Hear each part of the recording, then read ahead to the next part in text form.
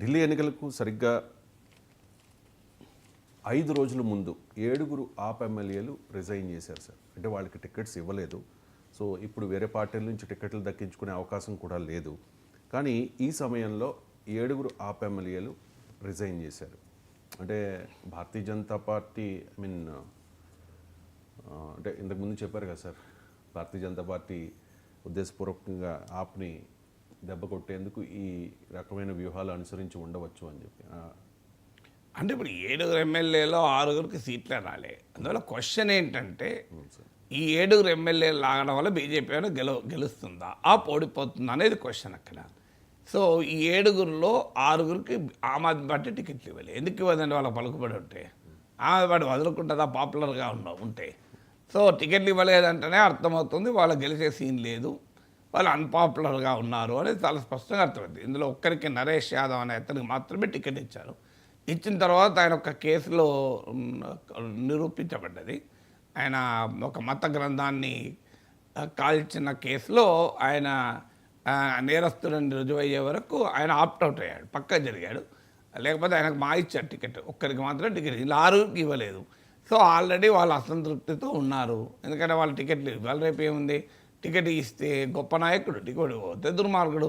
ఇప్పుడు మన రాష్ట్రాల్లో, తెలుగు రాష్ట్రాలు చూడడం లేదా? టికెట్ ఇస్తే ఇంద్రుడు చంద్రుడు, మా నాయకుడు చాలా గొప్పవాడు. టికెట్ ఇవ్వకపోతే నాయకత్వాన్ని తిట్టుకుంటూ వేరే పార్టీకి వెళ్తారు. అందులో ఆమ్ ఆద్మీ పార్టీకి కూడా అదే పరిస్థితి. ఆమ్ ఆద్మీ పార్టీని వీకెండ్ చేసి గెలవాలి అనేది బీజేపీ ఎత్తుగడ. ఎందుకంటే బీజేపీని స్ట్రెంథన్ చేసి గెలిచే సీన్ ఢిల్లీలో బీజేపీకి లేదు. బీజేపీకి అర్థమైందంటే ఢిల్లీలో Aam Aadmi Party agenda governance agenda, better schools, mohalla clinics, మహిళలకు ఉచిత రవాణా, మీకు చౌకగా విద్యుత్తు, తాగునీరు, ఈ ఎజెండాకు ఆల్టర్నేట్గా బీజేపీ దగ్గర ఎజెండా లేదు. ఏమనంటే కొన్ని రేవడీ కల్చర్ అని గతంలో మోడీ విమర్శించాడు ఉచితాలని. ఆ ఉచితాలని ఇప్పుడు ఢిల్లీలో ప్రచారం చేస్తున్నారు. మీరు గమనించండి, ఎక్కడా మోడీ ఉపన్యాసాల్లో రేవడీ హై అంటున్నాడా మీరు? ఎందుకంటే లేడు. రేవడీ హై అంటే ఢిల్లీలో గెలవరు. అందువల్ల ఢిల్లీలో ఒక్క మాట కూడా మాట్లాడుతున్నాడు ఉచితాల మీద మోడీ. చూడండి మీరు. అలాగే శీష్ మహల్, కేజ్రీవాల్ తన ఇంటిని ఇంద్రభవనంగా మార్చుకోవటానికి ప్రయత్నం చేశాడు. ఏ ఆమ్ ఆద్మీ నహీ హై, కాస్ ఆద్మీ హై అని మొదలుపెట్టారు. అది కూడా జనంలో అట్రాక్ట్ కాలే. ఇప్పటికీ కేజ్రీవాల్కు ఆ ఇమేజ్, కామన్ మ్యాన్ ఇమేజ్ ఉంది. సో అధికార నివాసానికి కోట్ల కొలది ఖర్చు పెట్టారు అనేది మొదట్లో పెద్ద ఎత్తున శీష్ మహల్ చుట్టూ క్యాంపెయిన్ చేశారు. అది కూడా క్లిక్ కాలే. ఇక క్లిక్ కాకపోయినప్పుడు ఆ కేజ్రీవాల్ వైఫల్యాలు, యమునా నదిని క్లీనప్ చేయలేదు అని మొదలుపెట్టారు. దాంతో కేజ్రీవాల్ చాలా వ్యూహాత్మకంగా ముందుకొచ్చి, నిజమే నన్ను క్షమించండి, ఇగో ఈ యమునా నదిని క్లీన్ చేయడంలో ఇంకో ఈ 2-3 అంశాల్లో నేను ఫెయిల్ అయ్యాను, మిగతా అంశాల్లో సక్సెస్ అయ్యాను, ఈ మిగతా ఇప్పుడు ఫెయిల్ అయిన 3 అంశాలకు కూడా నేను నెక్స్ట్ ఇంకో 5 ఏళ్ళు అధికారం ఇస్తే నేను వాటిని బాగు చేస్తాను అన్నాడు. అంటే ఒక డిసడ్వాంటేజ్ను అడ్వాంటేజ్గా మార్చుకున్నాడు. అంటే బీజేపీ ఒక వెపన్ ప్రయోగిస్తే ఆ వెపన్ను ఆయన పూలదండగా మారిపోయింది. ఇప్పుడు మనకి ఎందుకంటే పౌరాణిక సినిమాల్లో చూసేవాళ్ళం. సో ఒక ఆయుధము, బాణం వేయడంతోనే ఆ బాణము వెంటనే పూలమాలగా మారి అతని కంఠసీమును అలంకరించను అని పురాణాలు చదువుతారు. అలా బీజేపీ ఒక ఆయుధము ప్రయోగిస్తే కేజ్రీవాల్ దాన్ని పట్టుకొని పూలమాలగా మార్చుకున్నాడు. అంటే డిసడ్వాంటేజ్ అడ్వాంటేజ్గా మార్చుకున్నాడు. నిజమే బీజేపీ వాళ్ళు చెప్పేది, నేను ఇంకో యమునా నది క్లీన్ చేయలేకపోయాను, ఇంకో ఈ 3 పనులు చేయలేకపోయాను, ఎందుకంటే నాకు ఢిల్లీకి పూర్తి స్థాయి రాష్ట్ర హోదా లేదు, లెఫ్టినెంట్ గవర్నర్ పనిచేయనివ్వలేదు, సివిల్ సర్వీస్ అధికారుల మీద కూడా నాకు అధికారం లేకుండా చేశారు, కొన్ని ఇబ్బందులు ఉన్నమాట నిజమే, మళ్ళొక్కసారి అధికారం ఇవ్వండి, నేను ఇంకో యమునా నది క్లీన్ చేస్తాను, రోడ్లను యూరోపియన్ స్టాండర్డ్స్లో మారుస్తాను అని. సరిగ్గా కేజ్రీవాల్ వైఫల్యాలను బీజేపీ వేటినైతే చూపెట్టిందో వాటినే తన ఎజెండాగా మార్చుకుని ఇంకోసారి అధికారం ఇవ్వండి అని చెప్పింది కేజ్రీవాల్.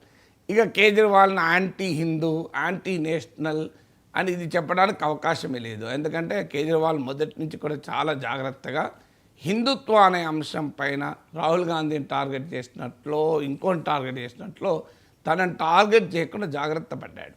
అందుకే మీరు గమనించి తాను హనుమంతుడి భక్తులని చెప్పాడు, అయోధ్యకు ఉచిత ప్రయాణం అనే పథకాన్ని పెట్టాడు.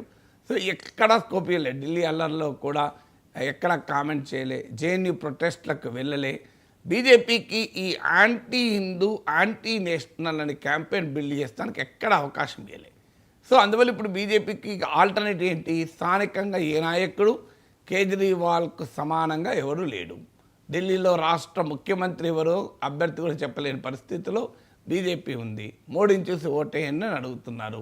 ఇక వేరే దవే ఆ కేజ్రీవాల్ బాగా పెద్ద అవినీతిపరుడు, లిక్కర్ స్కామ్ అని చెప్పాడు. అక్కడ కూడా ఏం ఆరోపణ? 100 కోట్లు లిక్కర్ లాబీ ఇస్తే దాన్ని పంజాబ్, గోవా ఎన్నికల్లో ఖర్చు పెట్టారంటారు. కేజ్రీవాల్ ఇంట్లో జేబులు వేసుకున్నాడు. కేజ్రీవాల్ వెళ్ళి పనామాలోనో లేకుంటే మారిషస్లోనో అకౌంట్ తెరిచి బ్లాక్ మనీగా పెట్టుకున్నాడని బీజేపీ కూడా ఆరోపించడం లేదు. మీరు గమనిస్తే ఈ లిక్కర్ పాలసీ అది రద్దయిన పాలసీ. డబ్బులు ఎవడితే రద్దయిన దానికి పాలసీ రద్దయిన తర్వాత డబ్బులు ఎవడివ్వడు కదా, అది పాలసీ రద్దు కూడా అయిపోయింది. అందువల్ల లిక్కర్ పాలసీలో మనీ ట్రైల్ ఇప్పటివరకు చూపెట్టలేదు. ఈ డబ్బులు ఈ రకంగా కేజ్రీవాల్ అకౌంట్లో పడ్డాయి లేదా మనీష్ సిసోడియా అకౌంట్లో పడ్డాయి ఇంతవరకు చూపెట్టలేదు. ఏ లిక్కర్ లాబీతో కుదుర్చుకోవచ్చు ఎన్నికల ప్రచారాన్ని డబ్బులు ఇవ్వండి. దేశమంతా జరిగే వ్యవహారం ఇది, ఏమి ఆశ్చర్యమేం లేదు. కానీ అక్కడ కూడా ఆరోపణ పర్సనల్ కరప్షన్ కాదు. మీరు ఇంట్రెస్టింగ్ పాయింట్ ఏంటంటే మిగతా రాజకీయ నాయకులపైన పర్సనల్ కరప్షన్ ఉంటుంది, డబ్బులు తిన్నాడు. కేజ్రీవాల్ మీద పర్సనల్ కరప్షన్ ఆరోపణ కాదు, అది పొలిటికల్ కరప్షన్ ఆరోపణ. అంటే ప్రజలకు ఏం చెప్తుంది బీజేపీ? పంజాబ్ ఎన్నికల్లో, గోవా ఎన్నికల్లో ఖర్చు పెట్టడం కొరకు లిక్కర్ పాలసీ మార్చారు. ప్రజలు ఏమనుకుంటారు? మరి ఖర్చు ఎవరు పెడతలేరు? బీజేపీలు పెడతలేరా? వీళ్ళు బీజేపీ కార్పొరేట్ నుంచి డొనేషన్లు తీసుకోవడం లేదా? ఎవరైనా ఎన్నికలు ఖర్చు పెట్టాల్సిందే కదా అనుకుంటారు. అందువల్ల అవినీతి అనే ఆయుధం కూడా కేజ్రీవాల్ను దెబ్బతీయడానికి అంత సులభంగా లేదు. ఇలా ప్రతి ఆయుధాన్ని ప్రయోగించారు. ఇక మిగిలింది ఏంటంటే ఆమ్ ఆద్మీ పార్టీని వీకెండ్ చేయాలి. ఇది గత 10 ఏళ్ళుగా చేస్తున్న పనే ఇది. అనేక మంది ఎమ్మెల్యేలు లాక్కున్నారు. ఇదేం కొత్త కాదు. ఎలక్షన్లకు 2 నెలల ముందు కైలాస్ గెలాట్ అనే సీనియర్ మంత్రులు లాక్కున్నారు. ఇప్పుడైనా బీజేపీ అభ్యర్థిగా పోటీ కూడా చేస్తున్నాడు. సో అలా రాజ్యసభ సభ్యులు స్వాతి మాలేవాళ్ళు లాక్కున్నారు. లాక్కున్నాడు బీజేపీలో చేయలేకని బయట ఉండి ఆప్ మీద రాళ్ళేస్తుంది. ఇలా ఆప్ నాయకుల్ని లాగేసుకొని ఆప్ను ఆ రకంగా బలహీనపరచాలని కూడా చూస్తున్నారు. ఇప్పుడు ఎక్కడైతే దేశంలో అన్ని చోట్ల అదే కదా, దేశంలో ఇతర రాజకీయ పార్టీలు శరద్ పవార్ చుట్టూ అజిత్ పవార్ లాగేసుకున్నారు, ఉద్ధవ్ ఠాక్రే దగ్గర ఉన్న ఏక్నాథ్ షిండే లాగేసుకున్నారు. కానీ అక్కడ వేరు ఇక్కడ వేరు. ఇక్కడ కేజ్రీవాల్ నాయకుడు, మిగతా నాయకులు కాదు. ఇప్పుడు ఆ 7 ఎమ్మెల్యేలు లీడర్లు కాదు. కేజ్రీవాల్ చుట్టూ నిర్మాణమైన పార్టీ ఆమ్ ఆద్మీ పార్టీ. కొన్ని విలువలు కొన్ని అంశాల ఆధారంగా పార్టీ. అందువల్ల ఎమ్మెల్యేలు వెళ్తే మొత్తం పార్టీ తలకిందులయ్యే పరిస్థితి అయితే లేదు. ఉండుంటే వాళ్ళకే టికెట్ ఇచ్చేవాళ్ళు కదా. బీజేపీలోకి వెళ్తే ఖచ్చితంగా అది ఆప్కి ప్లస్ అవుతుంది సార్. అంటే అది అలా కంక్లూజన్ మనం మ్యాథమెటికల్ 2+3 5 5 - 3 2 అని రాజకీయాల్లో మనం వేయలేము. రాజకీయాల్లో అరిథమెటిక్ పనిచేయదు, కెమిస్ట్రీ పనిచేస్తుంది.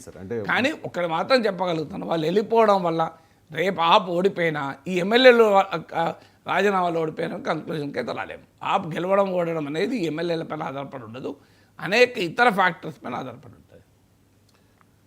Right sir. ఇంకా నెక్స్ట్